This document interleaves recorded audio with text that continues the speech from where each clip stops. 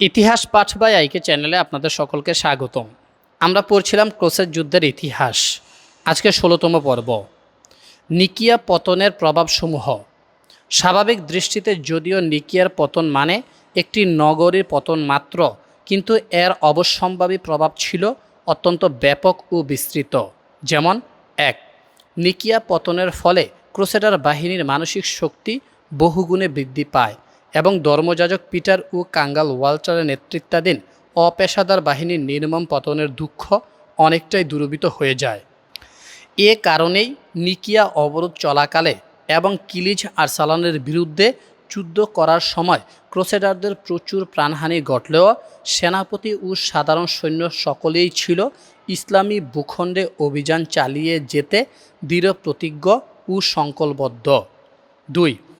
অপ্রশিক্ষিত সাধারণ জনতার বাহিনী আক্রান্ত হওয়ার পর ইউরোপ জুড়ে যে নিরাশা ও হতাশা ছেয়ে গিয়েছিল, এবার তার পরিবর্তে ইউরোপের জনগণের আত্মবিশ্বাস ও মনোবল অনেক বেড়ে যায়। নবোদ্যমে নতুন নতুন আরও বাহিনী তৈরি হতে থাকে। ইউরোপ থেকে এশিয়া মাইনর ও শাম অঞ্চল অভিমুখে স্রোতের মতো ক্রুসেডার সৈন্যদের আগমন ঘটতে থাকে। ইতালিয়ান নৌবন্দরগুলো সক্রিয়ভাবে ক্রুসেড অভিযানে অংশগ্রহণের বিষয়টি গুরুত্বের সঙ্গে ভাবতে শুরু করে। ৩. বাইজেন্টাইন সাম্রাজ্যের মনোবল বৃদ্ধি পায়, কারণ ৪৬৩ হিজরি সনে সুবিখ্যাত মানজিকার্টের যুদ্ধে পরাজয়ের ২৭ বছরেও অধিক সময় পর নিকিয়া পতনের ঘটনা ছিল বাইজেন্টাইন সাম্রাজ্যের হিত মর্যাদা পুনরুদ্ধারের প্রথম পদক্ষেপ। নিকিয়া বিজয় দ্রুত বাইজেন্টাইন সম্রাট অ্যালেক্সিয়াস কমনিনুসের কর্তৃত্ব বৃদ্ধিতে ব্যাপক ভূমিকা রাখে। ৪. বাইজেন্টাইন সাম্রাজ্যের আত্মবিশ্বাস বেড়ে যাওয়ায় তারা এবার সেলজুকদের বিশৃঙ্খলাকে কাজে লাগাতে প্রবল শক্তিতে অগ্রসর হতে থাকে। এশিয়া মাইনরের পশ্চিমাঞ্চলের অধিকাংশ ভূমি বাইজেন্টাইন সাম্রাজ্যের সঙ্গে যুক্ত হতে থাকে। এরপর বাইজেন্টাইন বাহিনী এশিয়া মাইনরের উত্তরাঞ্চলে এবং কৃষ্ণ সাগরের উপকূলীয় নগরগুলোতে হামলা চালাতে শুরু করে। নিকিয়ার পতনের পর ৩ শতাব্দীরও অধিক সময় এশিয়া মাইনরের পশ্চিমাঞ্চল বাইজেন্টাইনদের দখলে ছিল। ৫. ক্রুসেডার ও বাইজেন্টাইনদের যুগপৎ মনোবল বৃদ্ধির বিপরীতে বিভিন্ন এলাকার মুসলিম বাহিনী, সেনাপতিগণ, জনসাধারণ ও নেতৃবৃন্দ নির্বিশেষে সকলের আত্মবিশ্বাসে প্রচণ্ড ধস নামে। কারণ নিকিয়ার পতন ছিল এশিয়া মাইনর অঞ্চলের সবচেয়ে সুরক্ষিত নগরীর পতন। এর অর্থ হলো অন্যান্য নগরীর আরও সহজে পতন ঘটবে। তাছাড়া পশ্চিমের ক্রুসেডার বাহিনী আর প্রাচ্যের বাইজেন্টাইন বাহিনী, এই দুই বিশাল শক্তির জোট বাঁধার অর্থ হচ্ছে ইসলামী ভূখণ্ডের জন্য সামনের দিনগুলো অতীতের চেয়ে আরও কঠিন হবে। ৬.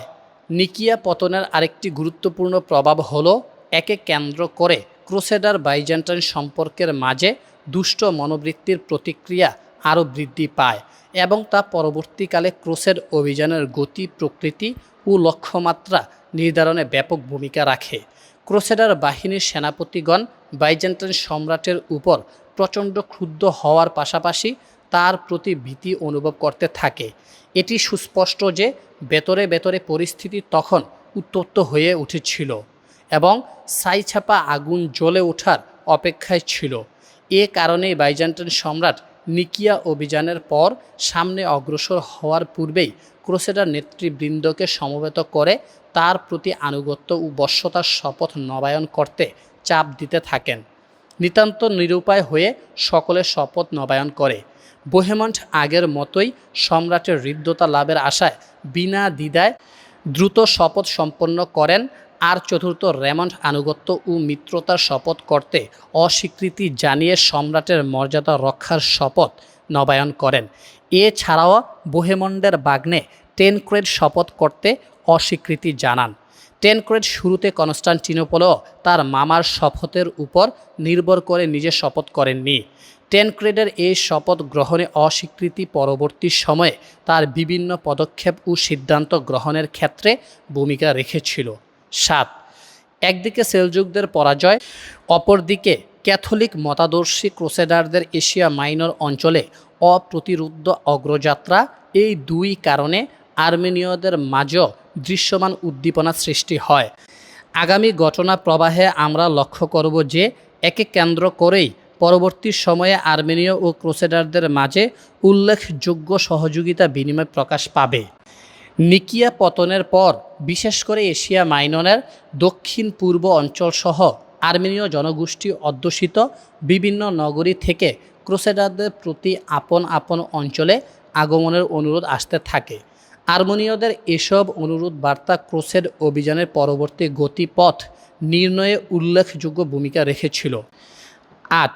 সামরিক প্রভাব। নিকিয়া পতনের ফলে এশিয়া মাইনর অঞ্চলে প্রবেশের পথ উন্মুক্ত হয়ে পড়ে। নিকিয়াই ছিল এশিয়া মাইনরের ইসলামী ভূখণ্ডে প্রবেশের ক্ষেত্রে সবচেয়ে বড় বাধা। আর তাই নিকিয়া পতনের পর ক্রুসেডারদের সামনে এশিয়া মাইনরের গভীরে বরং শাম অঞ্চলে পৌঁছার বিরাট সুযোগ এসে যায়। ৯. নিকিয়া পতনের পর কিলিজ আরসালান দ্রুত কুনিয়া নগরীতে চলে যান এবং কুনিয়াকে নতুন রাজধানী নির্বাচন করেন।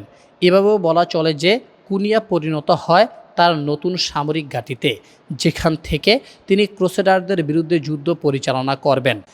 কুনিয়া ছিল নিকিয়া থেকে দক্ষিণ পূর্ব দিকে প্রায় 400 কিলোমিটার দূরে অবস্থিত। নিকিয়ার মতো না হলেও কুনিয়া নগরীও যথেষ্ট সুরক্ষিত ছিল। 10.